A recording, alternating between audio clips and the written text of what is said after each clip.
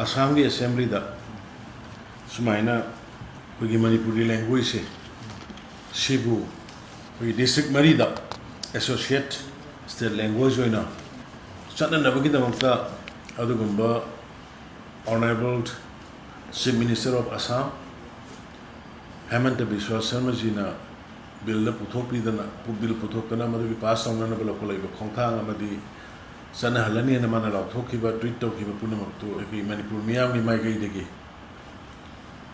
adu ai ma bu andana thagasari loina na Assam gi government le biri ba member khudin makku sugumba yang kuina sangna Assam da leiba Manipur singna tandana laaba